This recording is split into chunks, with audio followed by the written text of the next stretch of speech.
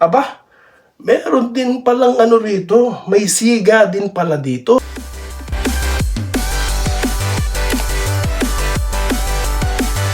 Yo, what's up? Welcome back. Dito po si Denriga at Toy TV Sports. Well, ang ating pag-uusapan ha, your wish is my command. Okay? Back to BBA na po tayo guys. Bakbakang Barangay Ginebra at ito pong Northport. Okay? Semifinals na po tayo guys, no? At ito pong game 1 ay mahalaga. Okay? Best of 7 series po tayo ha. Okay? At makapa-shoutout. Okay? Bago po yan, kung di pa po kayo subscriber ng channel na ito, mag-subscribe na po kayo guys, no? Road to 14,000 na po tayo guys. At maraming salamat nga po pala sa mga nanood sa ating comeback content dahil pansamantala po tayo nagpahinga, no? So yun po. Okay, so bilisan na natin guys para makapagpa-shoutout na tayo, no? Ngayon, ano ang prediction dito ni Doy TV? Okay, sa bakbakang Ginebra at Northport. Anong prediction niya dito? Sino ang mananalo rito, no? At anong mahalaga sa game 1? Well, definitely, ang mahalaga dyan, kung sinong manalo, siya po makakakontrol ng serye. Di po ba? Okay, kahit nasabihin, ilang laro pa yan, best of 7 niya. Hindi po, every game is mahalaga. Ngayon, sino po una makakakuha ng panalo? Himayin natin. Unahin na po natin ang Northport, na mahaba po ang ipinahinga. Okay. So, haba pong ang gilas na kasamang Ginebra players at ang coach, pagod, no, sa biyahe. Ang Northport po, hindi sila basta nagpapahinga, guys. Baka kalain natin nagpapahinga itong mga to. Hindi. Nagpa-practice itong mga to, no. At patuloy-tuloy, no, sa paghahanda. Bakit? Ito na po ang chance nila, ticket nila for the first ever finals. No, at di nila sasayangin yung sitwasyon na yan, no. So you get what I mean here, guys. Okay, sa mga Northport fans diyan, relax lang kayo.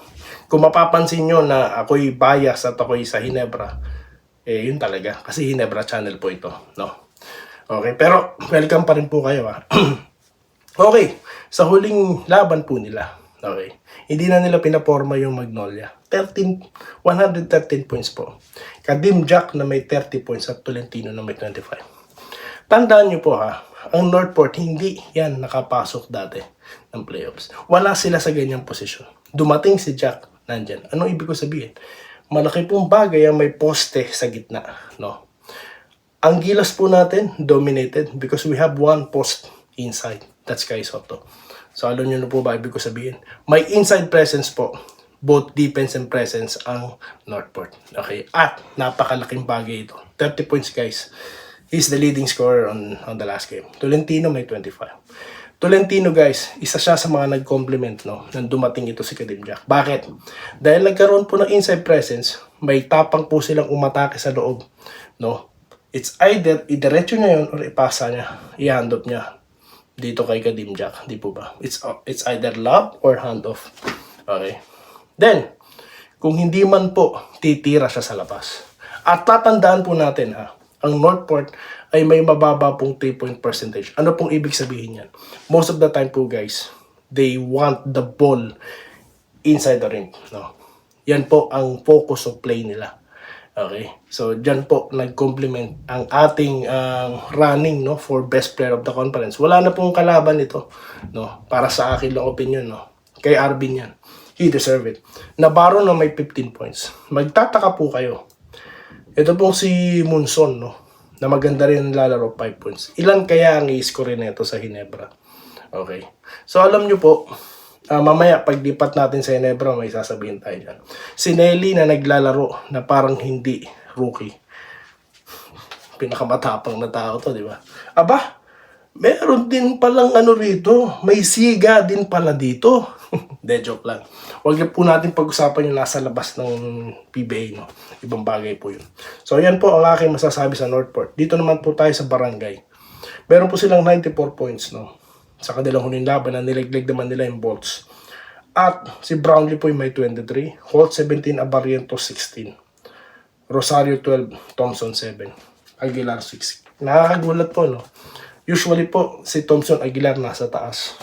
Ngayon naman po, si Holt, Abarientos, Rosario, nasa taas. Ano pong ibig sabihin nito? It's a good sign, guys. Hindi umiscore yung dalawa, may i-score. So, ang kailangan lang dito, guys, no, yung i-expect na po na talaga ng barangay na ang depensa na kay Justin. Ganun po kasimple. At yung sinabi ko kanina, no, na inside game po ng Northport at labas. Yun lang po ang kailangan dyan, no, na mapag-aralan dito ng barangay. I-continue po nila yung kanilang momentum. Parehas pong nananalo itong dalawang kupunan na ito. Okay. Kaya kung sino po ang magko-continue ng momentum na yan, no, ay sila pong mananalo. Okay. Sila po mananalo. Of course, sa barangay, tayong lahat gusto natin na manalo dyan ng barangay. At ako po'y natutuwa na mayroon pong malakas na contender ng Barangay Ginebra dito. Di po ba? Ako'y natutuwa, no, na mayroon silang talagang, alam mo yun, magpapahirap, no? Dahil bakit? Gusto ba natin mahirapan yung team? Hindi. Gusto natin ng magandang laban. Ayaw natin ng tambakan dito, no? Dahil nakaka-boring yung ganun di po ba?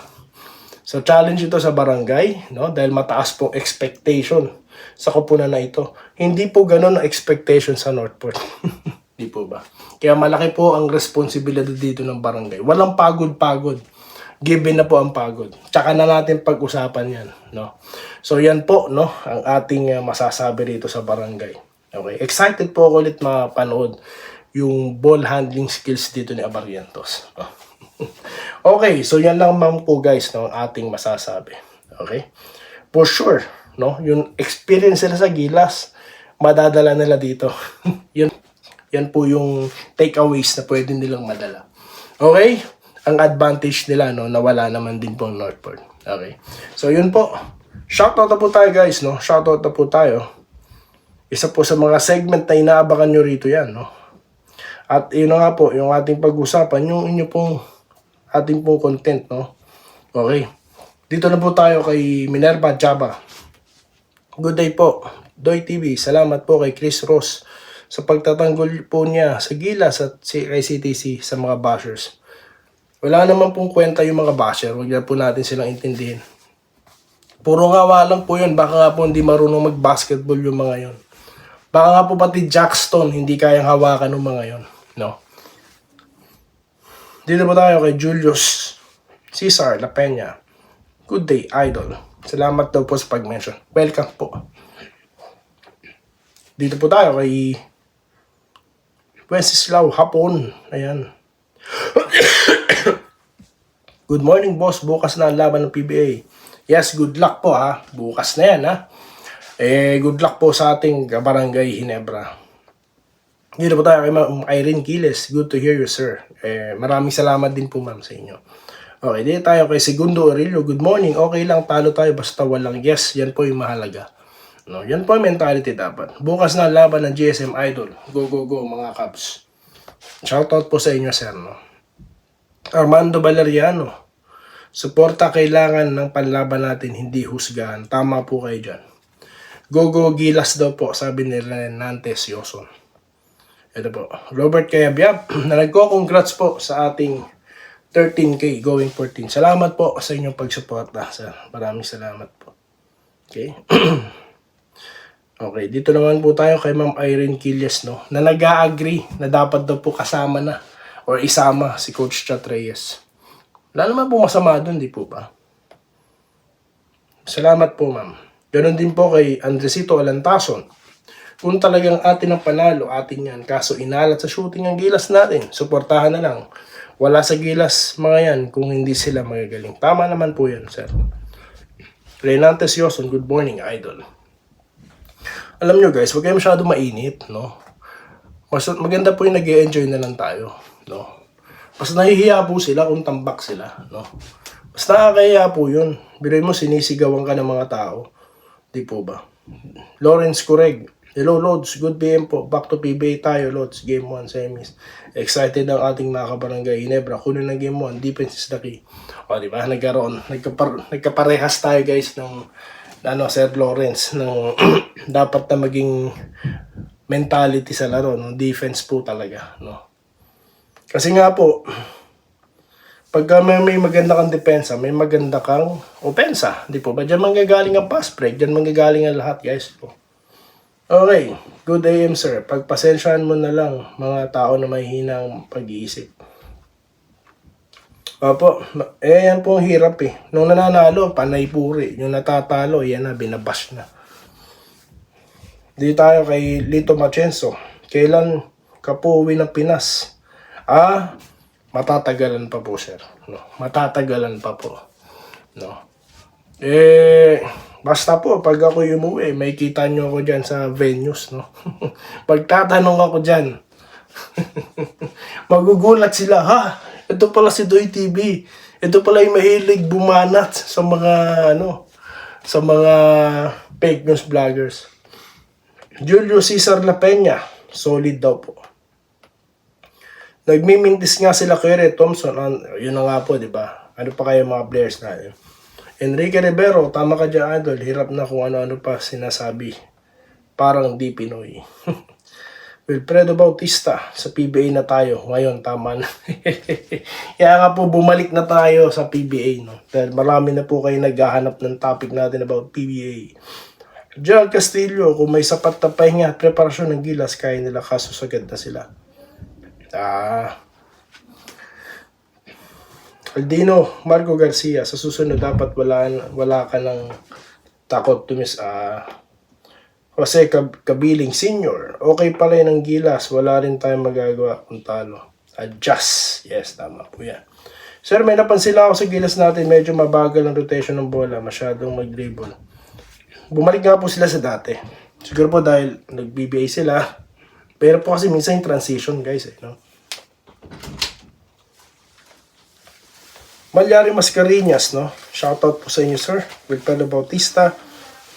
Louis Mailig, no?